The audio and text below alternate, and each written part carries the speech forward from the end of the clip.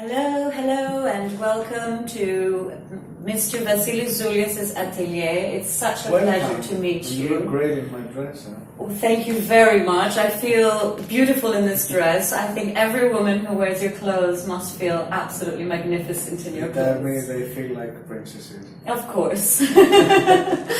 And I'm Alexia Ambrasi. I'm the Greek City Times' roving reporter, and I have the great honor and pleasure of being here today with Mr. Zoulias because I personally am a huge admirer, and I know that there are several other millions of women around the world. Not yet.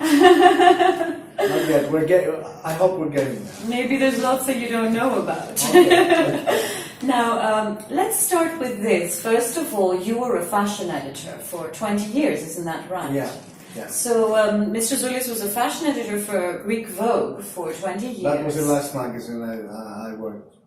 Yeah. So you've worked for several magazines? Yeah, for several. I started with Gyneka, which is a very well-known Greek magazine back in the 80s. Mm-hmm. Then I moved on to Vogue Porter for fashion director, and I ended this career with Vogue magazine as fashion editor. So by doing this, you learned a lot about women through being an editor, first of all, I imagine. Even before, even before that, I studied fashion, and I started as a salesperson, selling clothes, working at boutiques when I was young.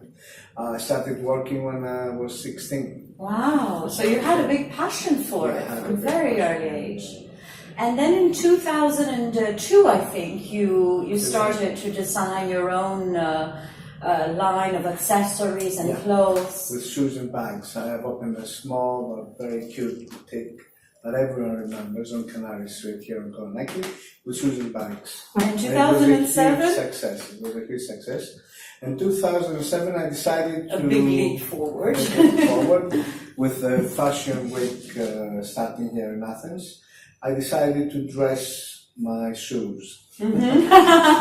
So it's usually the opposite way around. It's the opposite around. And you decided I decided to create dresses for my shoes. Your first pret-à-porter collection. And only 1 year later you went to haute couture. Yeah, 1 year later. Which is what I'm wearing now, right? No, this is actually from the pret-à-porter collection. Oh, this is pret-à-porter. Okay, well you'll show us around and then we'll get a better understanding. It shouldn't happen. It doesn't matter, it happens to all of us.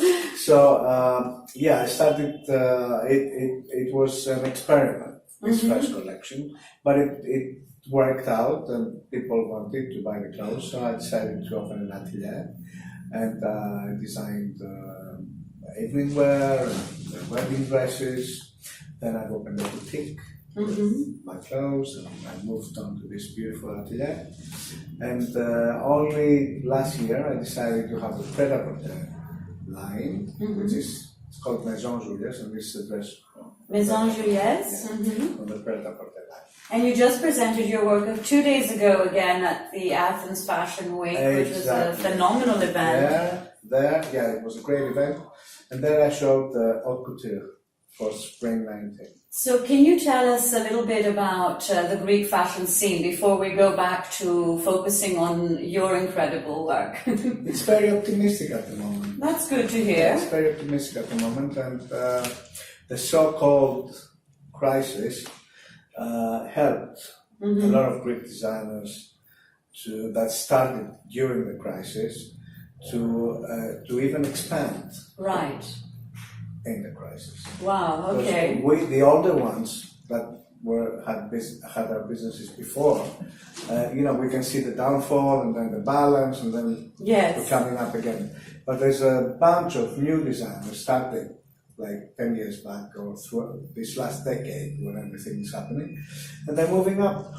So it kind of gave them a push, let's say, to improve, to have more vision. Also, the Greek client, wanted to buy Greek products. Yes. More than ever. So they came back to the Greek shops, Greek products, to made in Greece.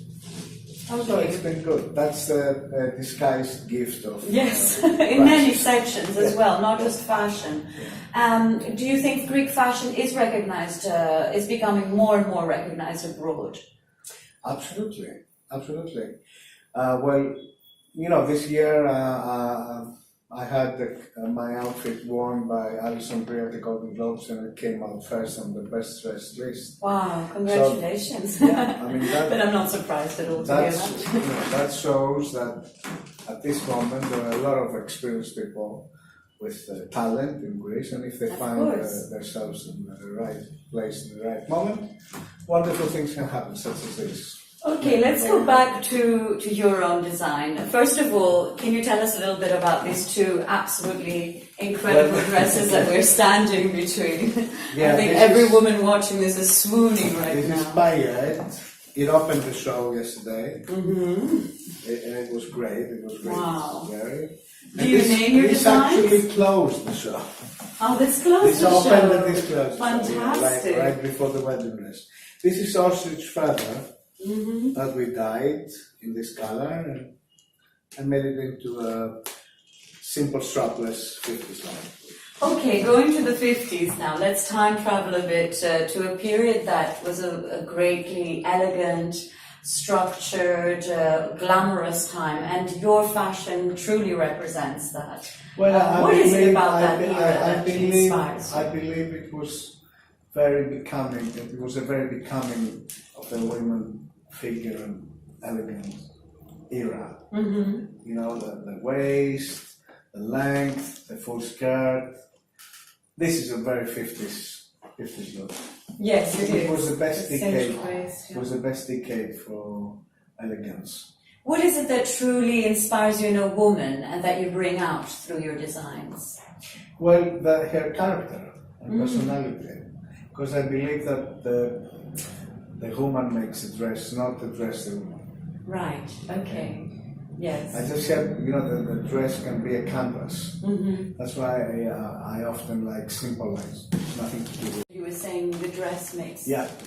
The woman makes the dress. Absolutely, the woman makes the dress, not the dress the woman. But the dress certainly helps. Absolutely. Yeah. So who is your dream client, let's say? Who is the woman that you are dressing? Oh, my dream client, they're all dead, I'm afraid. It's Audrey Hepburn, Jackie Kennedy, Grace Kelly. And these are the women I have in my head when I design, you know, like, would Jackie wear that, or would Audrey look good in that, or would Grace Kelly would choose that to wear in the ball? And I have these figures, you know, these style icon women in my head that, you know, it's always good. Well, let's start taking a tour of your atelier, so getting a closer look at your design. This is the apartment where Melina Mercouri used to live on her first marriage. Oh, really? Back in the 30s, yeah, late 30s. So, you know, it's a legendary apartment. Were you a fan of Melina as well? Of course. What was it about her that you loved? Who wouldn't? So this is the country collection that we showed yesterday. Beautiful. Yeah, that's a wedding dress with puffed sleeves from lace. This is paillette, very nice.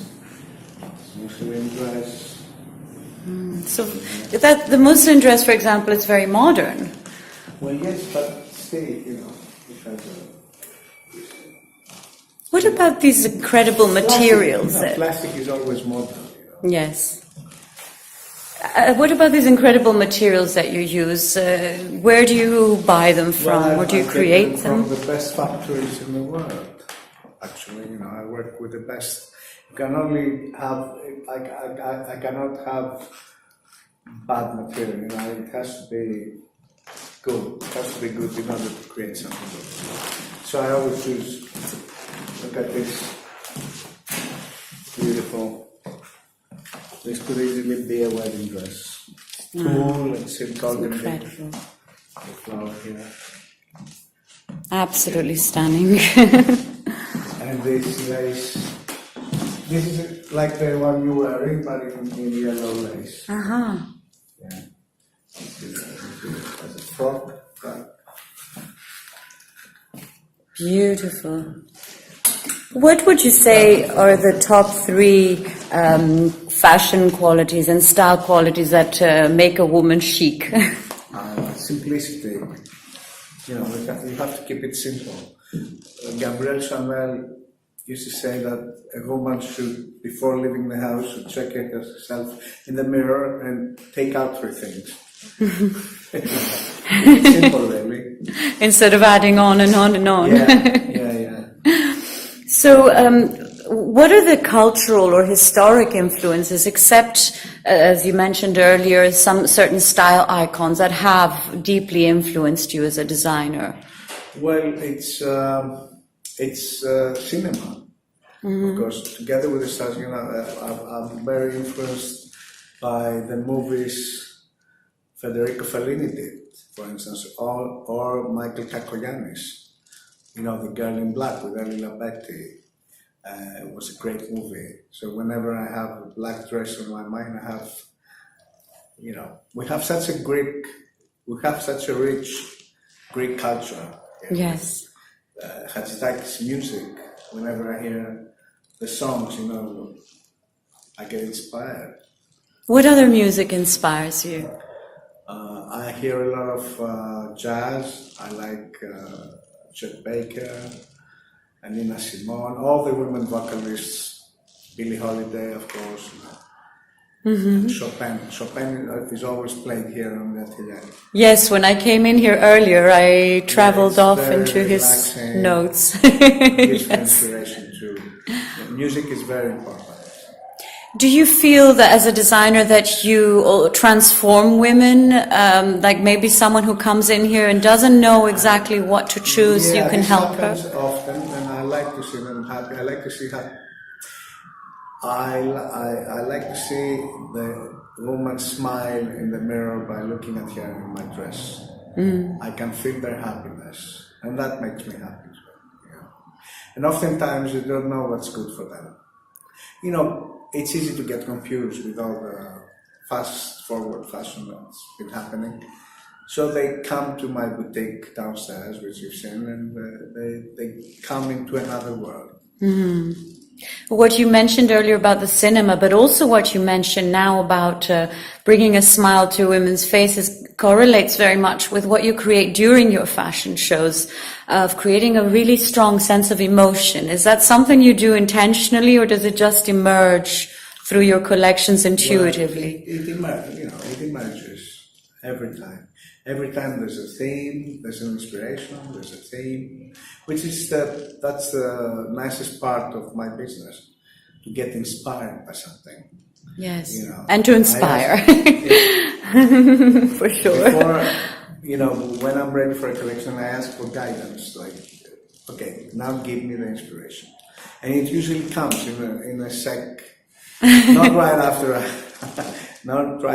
ask, but in a small period of time, it comes. So in the last, if you'd like, we can keep looking at your beautiful designs. I really love this. It's really beautiful. Yes. You came to the show, I think. Yes. You did that. Yes. So you've seen that with yes. the cat and everything. It was really lovely. Absolutely gorgeous. And that's a hat. So this hat's made with feathers. Yeah, that's a beautiful hat. And let me show you, come to my office. This is my world. This is my office. This is where I design. And this is the jewelry. This is where you design? Yeah, this is where I design. And this is the jewelry made by Pericles Condilatos, a friend and associate.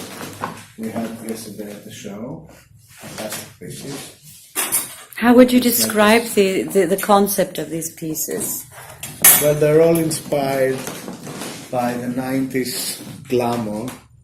So that's why they're all, plushy and fitted. Throughout the 90s there were this supermodel era. Yes. Where they had big fashion shoots at Vogue magazine. That was the inspiration. Lisa Evangelista, Chrissy Tellington. You see, we even have it here. A 90s Vogue cover with Linda and the earrings. That was the inspiration for the last show. And it's quite a contrast, as you say, this flashy 90s, which was then very edgy look, and it's still very edgy. with Yeah, the Pericles 50s, is a great 60s designer. glamour. He did the crown for the Met Gala when we dressed Mindy Kaling this spring, and he also did the crown for Lady Gaga. Wow. He's a very good. Yeah, we work together sometime. And what about over here? Well, over here is books. Obviously, Do you read a lot? I read all these books. I've read, believe it or not, and all these magazines. That's what I say. Wow. That's what I say to students when they come to my office. That this business, the fashion business, is all about research. And education. So you need yes. to go through, and through and again. And these are Polaroids from my days as a fashion editor in Sienna Winter here in New York. And an invitation for a show. This is my first shop at the shows in Paris, my first shoe that I designed. Beautiful. Yeah. It still stands very well. You see, the classic lines always there.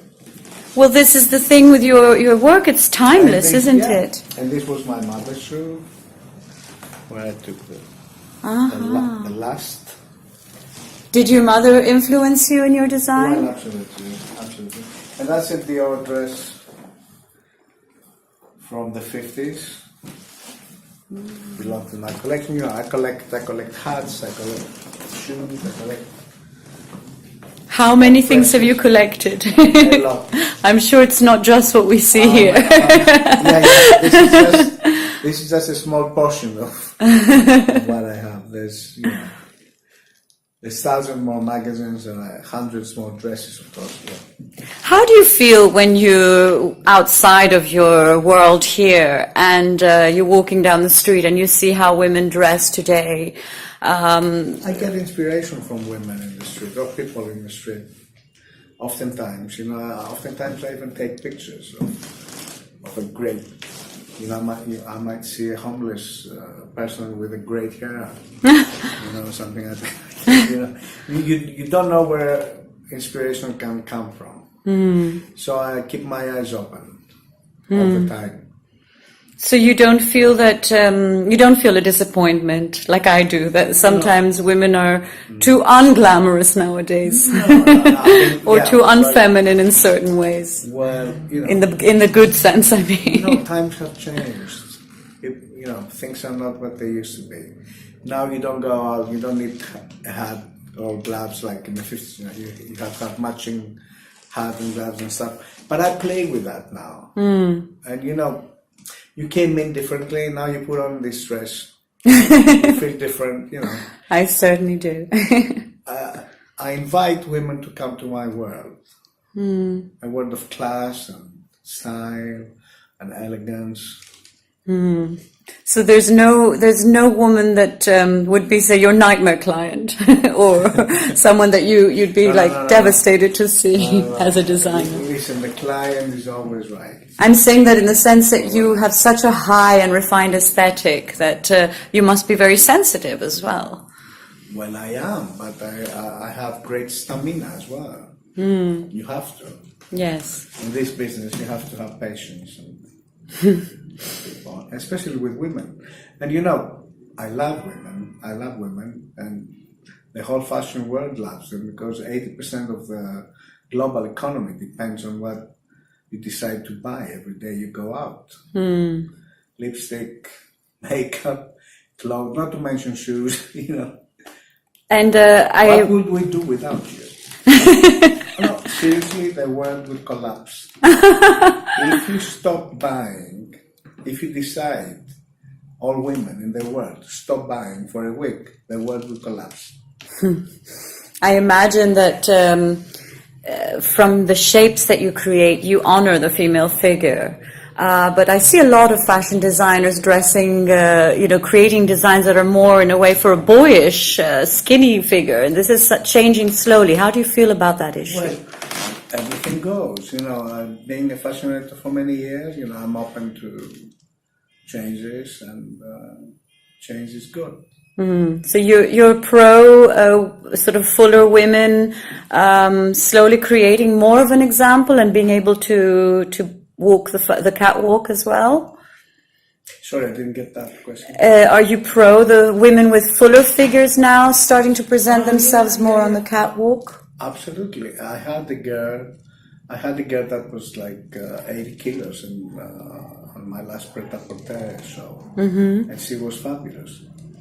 And of course, we have Ashley Graham in New York. She has a huge career now, being overweight. Yes, of course. In the last decade, how would you say your designs have changed or evolved? I'm changing every season by remaining the same. That's a secret. You have to have a style, have an identity, and keep changing. That's the thing. And what are your sort of top tips for this autumn winter for women to wear? Okay, that's difficult. Beyond what the fashion industry says, what does Vassilis Zoulias say? I say buy a good cashmere camel coat that stays forever in your closet. Buy a lovely cocktail black dress like the one you're wearing that stays forever in your closet as long as you keep the same figure. Buy a pair of pumps, maybe like these ones, but more interesting, in black that you can keep them.